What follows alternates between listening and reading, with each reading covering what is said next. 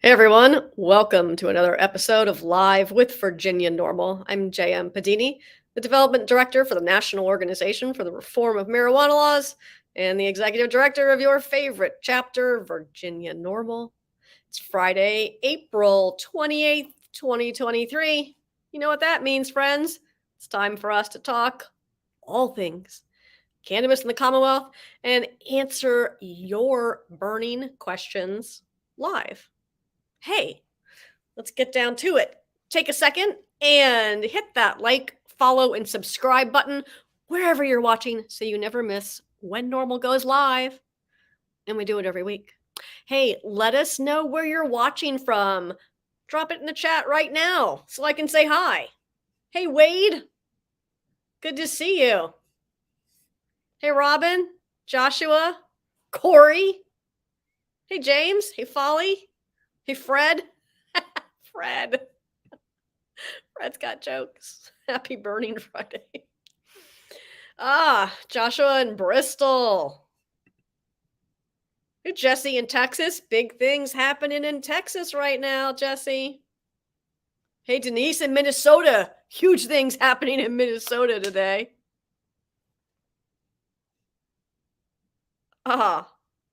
Sean in Ohio. Hello, hello. Robin, are you headed to Pride? In April? Cool. Or is that a question? Hey, Jason in the 804. Hey, Tammy in West Virginia. Hello, accounting firm in Maryland. Hey, Corey in Texas. Dan in Florida. I'm sorry. I say that as a native Floridian. Hello, Allison in Roanoke. We'll just go ahead and put some props up here right now. From Folly for Delaware. Hey, Tracy in Tallahassee. I got you, Robin. Roanoke Pride Weekend. Got it. Hey, JT, good to see you. Hello, Anne in Oakland. All right, let's get down to it. Listen, I want to let you know about some things that we've been doing at NORML for the month of April, where everyone else remembers that cannabis is a thing. But we have a membership drive going on right now. Think of it like NPR, your local PBS station. We have a membership drive going on. And this month, if you donate $42 or more by the last day of the month, which is Sunday, we're going to send you a NORML koozie. And I'm not in the office, so I can't show you one. I should have brought one with me, friends, but I didn't. Anyhow, make sure you keep cool all summer long and show your commitment to reform with your NORML koozie. It is limited edition. It is exclusive, and you can get it by donating to that link that Cassidy just dropped in the chat for you. $42, right? Someone was like, I'm not buying a $42 koozie. I was like, you're not buying a $42 koozie. You're donating to NORML so we can continue working to reform marijuana laws. And we're going to send you a koozie because you're awesome. Also, if you haven't gotten your membership yet for 2023, we're going to throw that in with it. So, hey, check that out. Hey, Mike in California. Pierre, you know what? I can't reach it because it's over there. But I use my koozie at work for my strawberry water, whatever you call that, seltzer. It smells like strawberries. Doesn't taste like anything. Yeah. Oh, hey, Aleem. Let me get right to your question. Oh, and hello, Pierre in Texas. Hey, Aleem wants to know what the laws are in Virginia for weed. Well, fortunately, that's all on our website. And I know Cassie's going to grab that link for you and drop it so that you can head over there and check it out. But also, here's the TLDR. You can, if you're an adult 21 or older in the Commonwealth of Virginia, you can possess on your person up to 1 ounce of marijuana in public.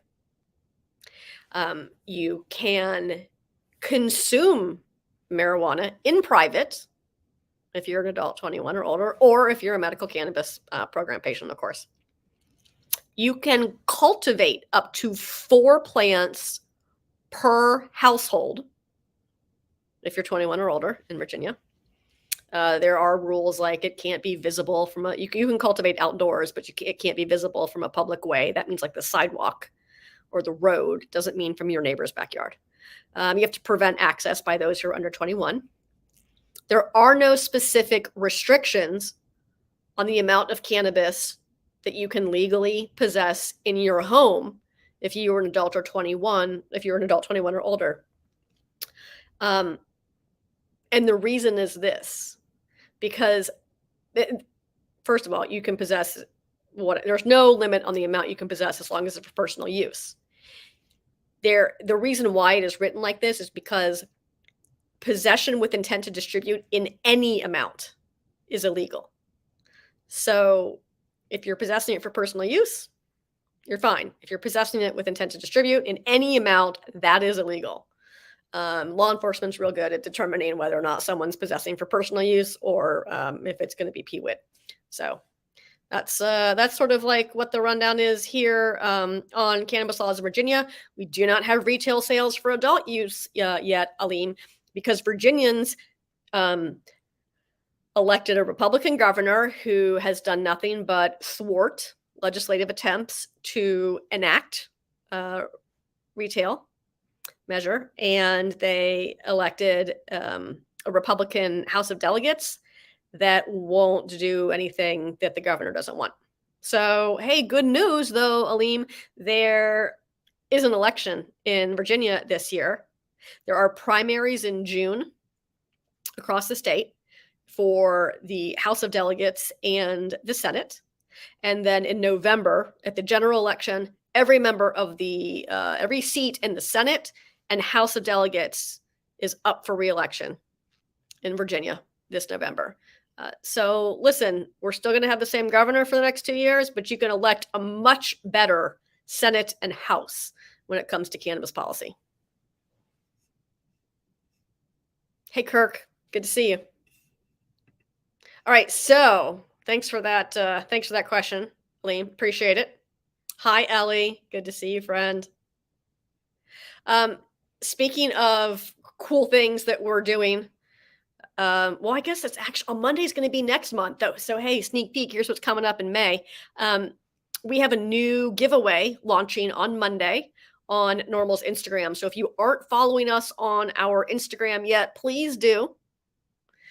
We will be giving away a new book that Dr. Peter Grinspoon wrote, and it's called Seeing Through the Smoke, and I'm super excited to do this giveaway. So check it out. That's going to post to our Instagram on Monday around 4. Super easy to enter. Like the post, leave a comment, enter the giveaway form. Real easy. If you don't complete those steps and enter the form, there's 0 chance you're going to win. So be sure you do that.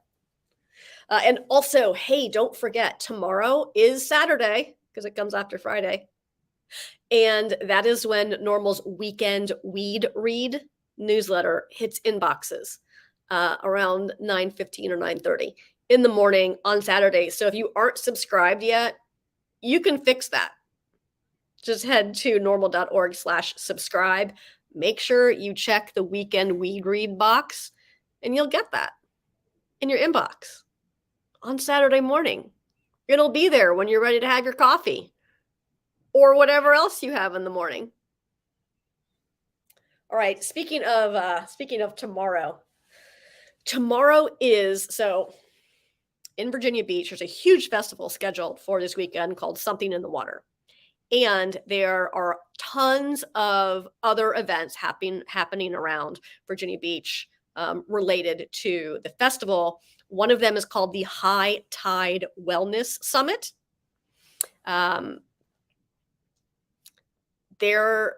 Thank you, Cassidy. Cassidy's going to drop that info in the chat for you now. It's 10 to 3. And I think there may be more tickets coming. Listen, if you're in the area and you desperately want to go and tickets are sold out, you can not tomorrow at 10 a.m., but right now, you can shoot us an email at info@virginianormal.org. That's info@virginianormal.org, and we'll see if we can help you out. Otherwise, check out that info. Also coming up next week, the Virginia Cannabis Control Authority will be hosting a town hall in Fairfax. So they've done a few town halls already. They're headed up to Nova on Monday, May 4th from 5:30 to 7:30 at the Fairfax Government Center in the Board Auditorium. Cassidy's just dropped all that info in the chat for you right now. I can see that. That takes you to the link for everything that you need to. What the hell is that? That takes you to the link so that you can either go in person or you can sign up to participate in the live stream. The state uses WebEx, and so it's kind of like Zoom, and you have to get in there to watch it. It doesn't stream on social media or anything. I think sometimes it has, but the way to really participate is to register to be in the WebEx, and then you can ask questions or whatever. So there you go. Thanks for sharing that, Cassidy. To block that weirdo and delete that comment. All right, what's coming up? I think that's everything that I know of so far for May. And then in June, if you're going to be in New York, or you'd like to be in New York for Cannabis Week, that's right, there's a whole week dedicated to cannabis in the Big Apple. The CWCB Expo is June 1st through 3rd in New York City. I will be there on the expo floor with a great NORML booth. And we'd love for you to be our guest. Shh, don't tell anyone. Actually, it's fine if you tell people. But you can be our guest at the expo. When you register, use the code NORML23. That's NORML 23. And you get a free expo pass. And if you want to go to the seminars, you're going to get 20% off a seminar pass. So you're welcome. Also come by and say hi. And then, of course, immediately following CWCB Expo in New York, we're going to pop across the country to Colorado for the 2023 NORML Denver Legal Seminar. This is the first NORML legal seminar that is dedicated specifically to cannabis law. And hey, even if you're not an attorney or you're an attorney and you don't need continuing legal education credits, it's still an incredible seminar, and it gives you the opportunity not only to do cool things with NORML in Denver, but to connect with leading legal experts from across the country who specialize in cannabis law. So check that out, normal.org/Denver. Get your tickets now. Hey, and if you're from a law firm and you want to register multiple people, there's a link for you to just shoot me an email so that we can give you a specific rate for that. So, hey, let's do it. Let's do all these things together, friends. Take a quick peek back here and see what's going on. Hello, Michael Lee. You're welcome. All right, there's all the super info. Ooh, hello, George. Hello to you in West Virginia. Oh, I know it's rough in that state, but listen, you can do things. You can get there. I have faith. Listen, some big things are happening, not only in states, but at the federal level this week as well. The Safe Banking Act, we've seen this plenty of times before, of course, but it's back. It's back, and it's better than ever. It's really the same, but it's back, and it was reintroduced in the House and the Senate this week with bipartisan support. Of course, SAFE stands for Secure and Fair Enforcement. Safe Banking Act was introduced, and the latest version of the act um, creates a safe harbor for financial institutions to provide services to licensed state legal cannabis businesses.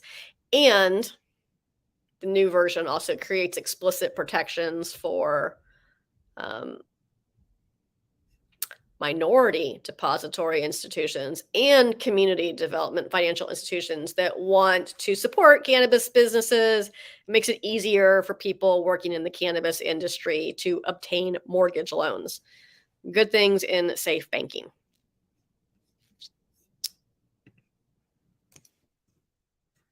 At the state level. Whew, big moves happening.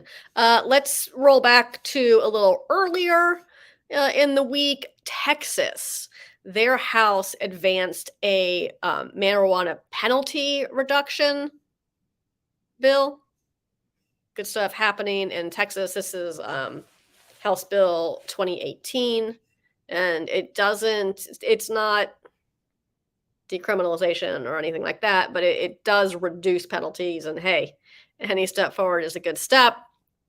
So check out HB 218 on the NORML website. And if you're in Texas, please be sure you are sending a message to your legislators in support of this legislation. Big news this week for Georgia. So about 10 years ago, well, I guess not, 2015 was the same time that Virginia did it. But in 2015, Georgia lawmakers passed legislation sort of similar to what we initially did here in Virginia that attempted to permit the use of a low THC CBD oil. But they've had no operational dispensaries. Finally, on Wednesday, the Georgia Access to Medical Cannabis Commission granted a total of 5 licenses to 2 medical cannabis providers. You thought Virginia was weird. Go, Georgia. Those dispensaries are going to operate in Cobb County, Bibb County, and Chatham County. And 2 of those 5 dispensaries are anticipated to open their doors today to the public. So congratulations, Georgia. You finally got there. High five, buddy. What else happened this week? Oh, hey, Teresa. See your question. Teresa says, with Delaware just legalizing, when is Pennsylvania going to get on board? Well, that's a great question. There's a lot of states left to get on board, and some states are inspired or prodded by their neighbors, by their neighboring states, but others aren't. So hopefully this inspires Pennsylvania to move on, to get it done. Oh, hello, Daryl from Minnesota, which brings us to Minnesota. Where is it? I don't see the Minnesota in here. Hold on one second. All right. So earlier this week, the Minnesota House advanced a legalization measure. And it is supposed to be debated. In fact, they could be debating it right now. I don't know because we're hanging out together and I'm not watching. But Cassidy can probably tell me more Cassidy can probably tell me more if she knows what's going on. But there's similar. So the House advanced its legal adult use legalization measure, and then the Senate has its own pending legislation, SF Senate File 73. That's the one that's pending in the Senate. They're supposed to be hearing it today. Just great, just really extraordinary movement in Minnesota. There does appear to be a very narrow path forward for this bill in the Senate, and we do hope that it does succeed today. Fingers crossed. Yeah. The House passed their measure, but 71 to 59, so a much stronger margin in the House. Earlier today, there was some efforts to table the legislation in the Senate, and that was defeated. And so that when we saw that vote, that allowed us to gave us some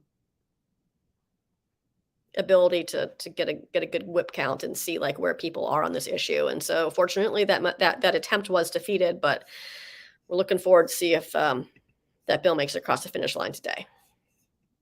Thank you, Daryl. Daryl says it's on the Senate floor now. Thank you.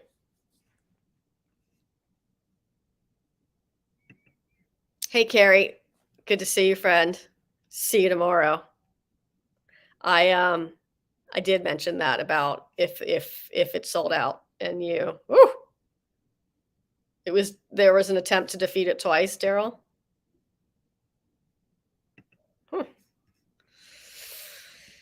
Craziness. All right, friends, what else is going on? Hey, got any questions? Drop them in the chat now. JT says no inspiration in this state. Oh, sorry, JT. Indiana's got problems. I'm sorry, I'm scrolling up to catch up on some of your yeah, George says my buddy in Colorado has banking issues with his legal grow. Yep.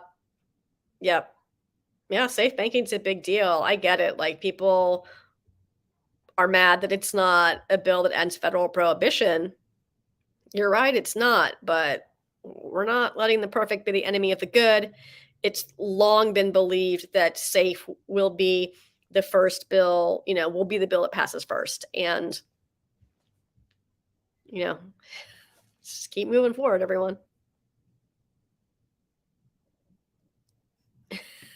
JT says, JT thinks that the big politicians have put cannabis at the bottom of the totem pole to create other crap to fight about. Like, there's never a shortage of nonsense to bicker about in politics. But I'm glad you brought that up, JT, because I really do want to make sure that, particularly, and this really could be said about any state, but let's talk about Virginia for a minute. The reason why we don't have cannabis policies that the majority of Virginians want, which is retail access, is because of elections. It is so important for you to vote. If you're not sure if you're registered to vote, we got you. Head to normal.org/vote. You can put in your address. It'll look up and see if you're registered or not. And then it'll tell you where you need to go online to update your information. You want to make sure that you're voting in the right district. So if you've moved or you've changed your name or something like that, make sure your information is all up to date so you can vote in the next and in every election. So elections have consequences. Not sure about that? Just ask Virginia. Make sure you vote. And if you want to know where the candidates stand on cannabis policy, we got you there also. Listen, I know you're probably not a single issue voter, and that's cool. But if cannabis is at the top of your list, then you should probably consider where candidates stand on the issue. Now, I can tell you in Virginia, we aren't asking questions like, do you support marijuana legalization? Because it's already legal here. That's the law of the land. You're not putting that toothpaste back in the tube, no matter how much some of our retiring senators might want to. We're asking questions that matter. Do you support legislation to control the retail sale of cannabis to adults 21 and older? That's really the most important question at this point. That's what's missing. So we're going to ask the questions that matter. If you are interfacing with candidates at town halls or fundraisers or at the grocery store, make sure you're asking the questions about cannabis policy that matter for where you live, and then vote accordingly. But listen, we have all that information for you in NORML's Smoke the Vote voter guide to legalizing marijuana in your state, and also like supporting the rights of consumers after it's legal. But that title's too long. But you can find all of that at vote.norml.org. Now, the information will populate at a certain number of weeks before the primary. So if you have an election coming up or a primary coming up and you don't see it yet, it's because it's too early. But it'll be there. So when you go to the polls, you'll know how to cast your ballot.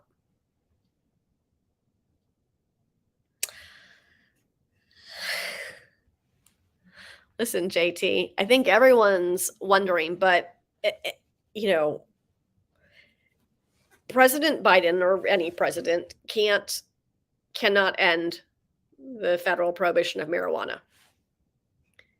Not with an executive order, not with a mandate. It has to be Congress that passes legislation. And again, it's where elections matter. If you don't elect people to Congress who will support ending the federal prohibition of marijuana, it makes it impossible to end the federal prohibition of marijuana. So that's where we are at the federal level. Like him or hate him, President Biden has done more when it comes to undoing prohibition than any president has. It's not an opinion, just the facts. He has admitted on the record that America's war on marijuana is an epic failure and that we need another policy. So,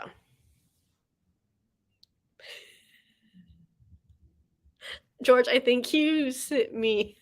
Listen, bearding cats sounds fun also, but hoarding cats is, in fact, a lot like advocacy work. You're not wrong. Yeah, listen, like Folly, you're not wrong. That's how federal policy works. So Folly says that if they tried to pass safe banking by itself, it might pass, but they always want to add amendments to it, which dooms the bill. That is federal policy in and of itself, right? Like there's always things attached to bills, and that can be problematic.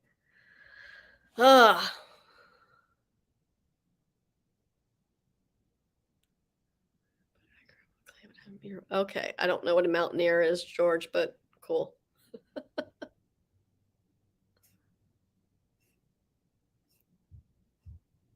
Hey, Sue, good to see you.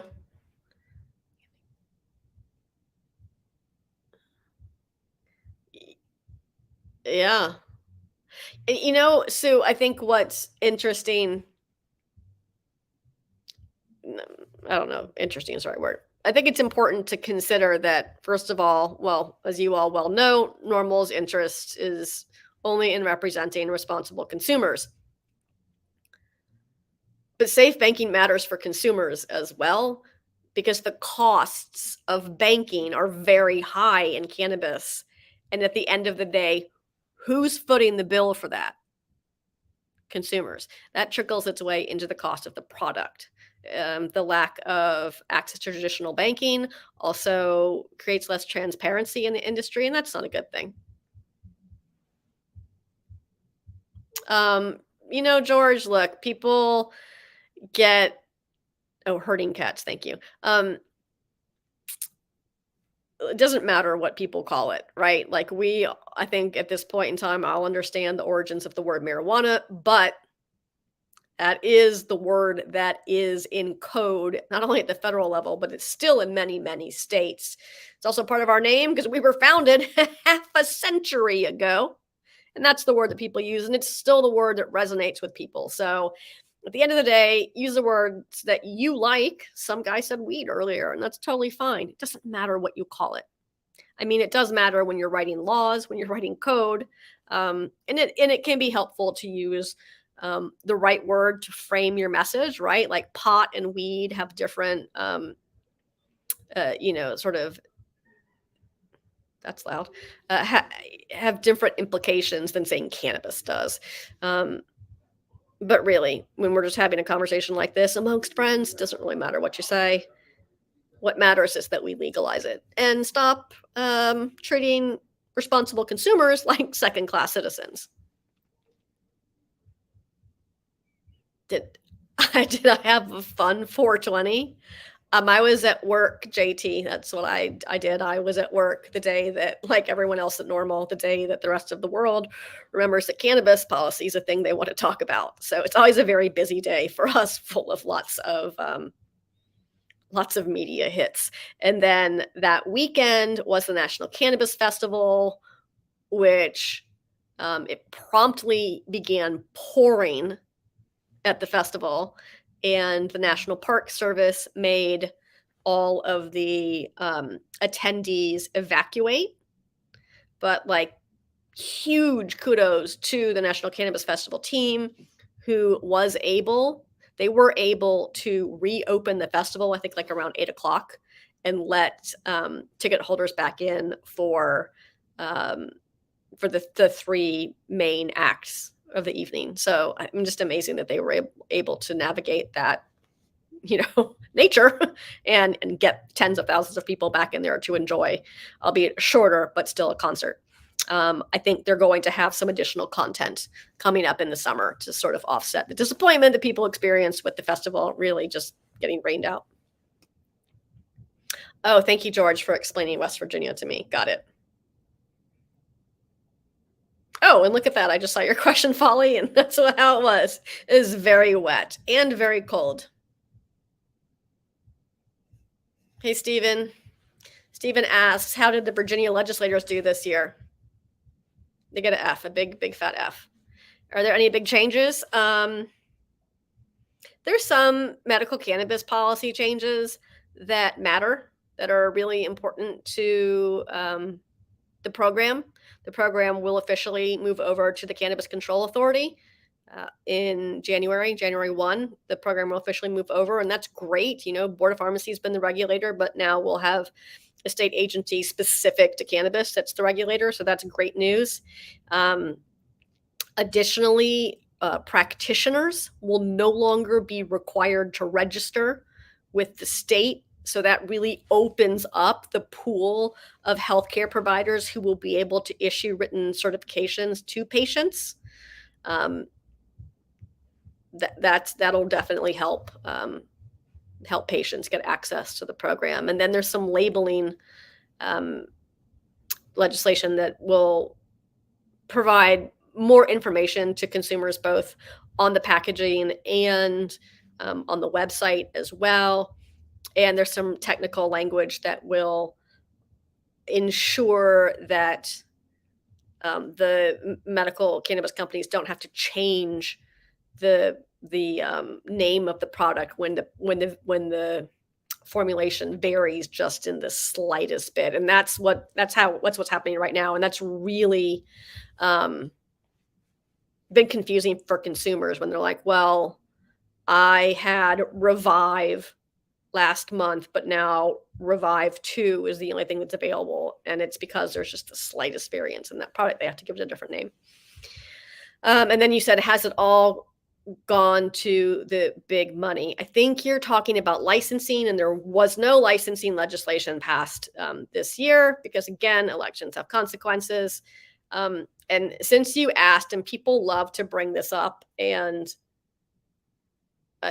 it's unfortunate that this is the narrative that persists. There has been one successful round of licensing in Virginia, and that was for a medical cannabis program. And this was years ago, 2018. And 5 licenses were awarded at that time. There were only 5. When the legislation that passed succeeded, it was under a Republican-controlled legislature, and that's all. Originally, they were like, you can have 1, and we were like, that's not going to work. They agreed to 5 because the state already has what are called health service areas, and that's something that exists under the Virginia Department of Health. So there are 5 health service areas. So they said, okay, fine, you can have 1 license per health service area. Great, got to start somewhere. And so Board of Pharmacy issued those permits to 5 operators. Now, 3 of those operators were Virginia-based applicant groups. like Virginians who live here, who put their time and effort and money up, were awarded licenses 3 out of 5. Now, what's happened, 2 of them have just sold to multi-state operators, gone about their merry way, and that's totally fine. The third one also sold to an MSN multi-state operator, but they stayed. The original owners stayed and are still running the Virginia program for this company. So it's, seems to be super fun to like whine and complain about multi-state operators. And, you're totally within your right to not like them, but it's important to remember that the majority of licenses were awarded to Virginians. And this state, and hopefully no other state, is in the business of telling successful business owners to whom they can sell their successful businesses. So let's just all try to keep that in mind when we feel the desire to get worked up about the fact that there are multi-state operators.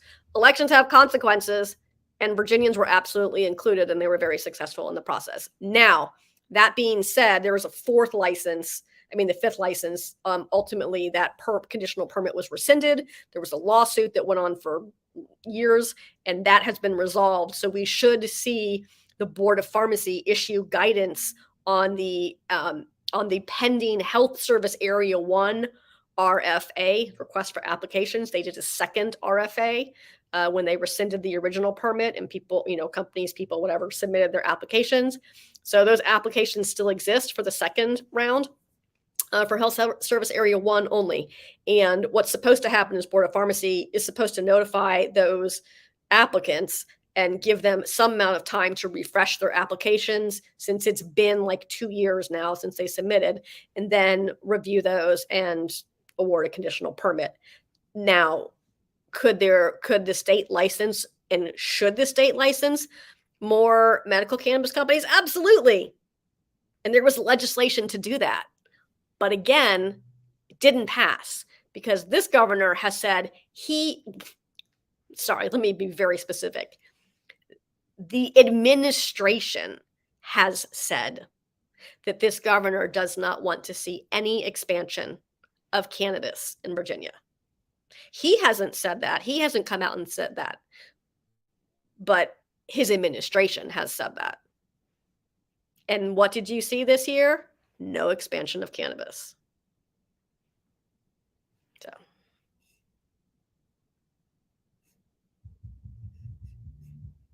Oh, fun. That's cool.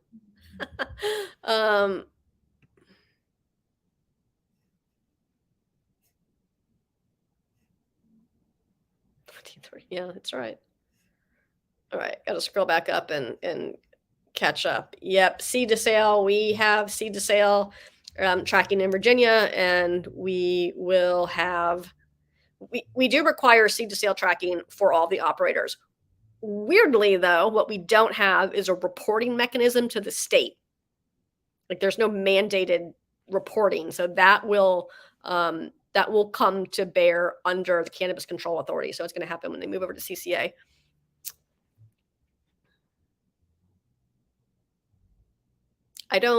Tara, I don't know how we get more states to be like Michigan.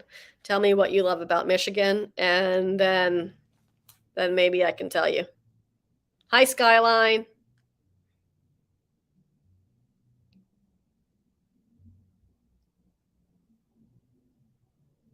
Yeah, Stephen, I definitely understand that there is, even though we aren't a business association and there's dozens of them out there, so people should go connect with them.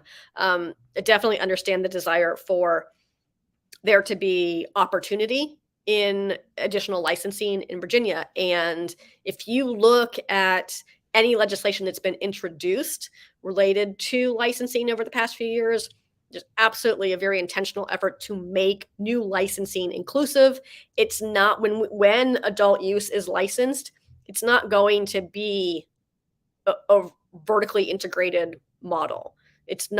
You're not going to see the high cost, even though with Virginia's medical program, given the limited number of licenses that were available and it's still really low compared to other states that have similar models or even that have non-vertical models.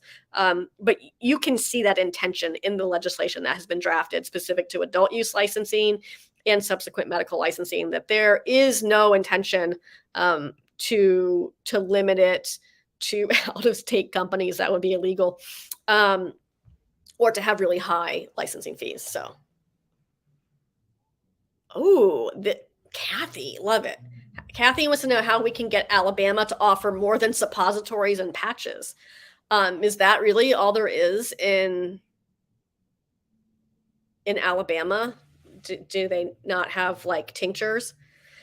That's wild. But listen, good news is that you have something and you can move forward. You just need to be slow and methodical and have framing. Look, we have calls at NORML for organizers in rural states, or not rural states, in red states, in more conservative states, in states that haven't really moved the needle much. And I know it doesn't necessarily feel good, but you have to be willing to meet your legislators where they're at. Whether you like them or voted for them or not, they're the people that are in office. And so first you need to know the emotional temperature of your lawmakers, particularly the leadership of your legislature. You need to know, where your speaker or president pro tem are at, the people who are going to help push policies forward. And then you need to have higher ranking members in the majority who are willing to advance your efforts. And you can advance efforts that aren't perfect, and that's okay, right? Almost every state has a legislative session every year. Sorry, Texas. And so it's okay to do a little bit this year and come back and do a little more next year. Look, public education is free and legal and has been for some time. There are bills on that in every state every year because policy evolves. Same thing holds true for cannabis. So, look at, maybe let's say that maybe all you have right now in your state is patches and suppositories. Well, tinctures sounds good, right? So pick one thing and try to add that, and speak to why that is necessary.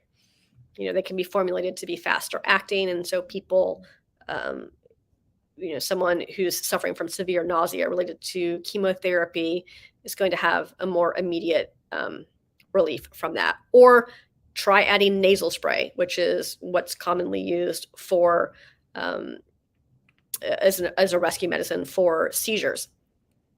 Find something. Or, make sure you're talking about it in ways that are emotionally comfortable to whatever your legislature is. Don't say edibles, say pressed tablet. Just a few little lobbying hacks there. Oh, hey, James. Thanks for that heads up. Rise in Salem is now offering delivery. That's great to know. I think previously, James, it was only happening from Bristol, right?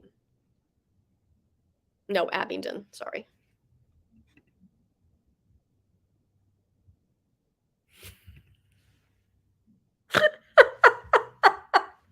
Folly. I would pay money to see that. I don't even know what that means.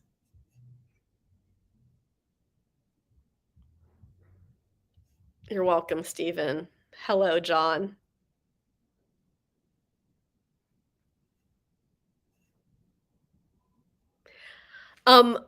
Quark, I am doing this live right now, so I haven't seen the latest update on Minnesota.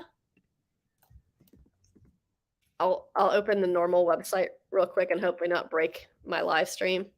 Nothing's posted yet, so that leads me to believe that nothing has been, nothing's happened. Nothing's finalized.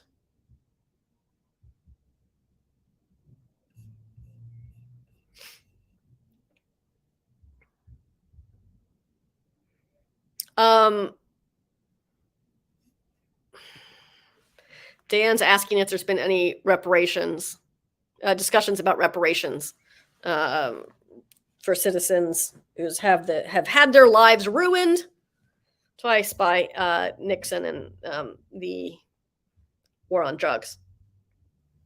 No, no, no is the short answer. Oh, thank you, Tara, for providing more information about Michigan. Tara says, when I compare states like New Jersey, Colorado, Massachusetts, Michigan's prices are incredibly affordable. They offer a variety of products. They're all clearly labeled. You can buy as you want, much as you want, compared to the Southeast. Yeah, no kidding. Well,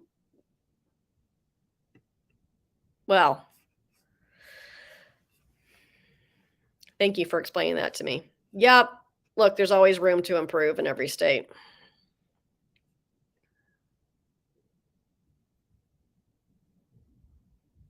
Oh, well, hey, Robert, I'm glad that you caught a live before its end. Now I feel compelled to not go. My voice is getting a little dry, though. Hello, raindrops. It's just a little scratchy here. I forgot what this is iced tea, and I forgot that I was like, is this going to be iced tea or seltzer? And those are two very different things. All right, friends. So, hey, this has been great hanging out. We try to do this every Friday at 4:00. Make sure you hit that like, follow, subscribe button, whatever platform you're watching on, so you never miss when we go live. Normal goes live every week. You don't want to miss it. If you haven't yet, make sure you are subscribed to Normal's news. Head to normal.org/subscribe. Make sure you check the weekend weed read box because that is going out tomorrow morning. Now's your chance to subscribe.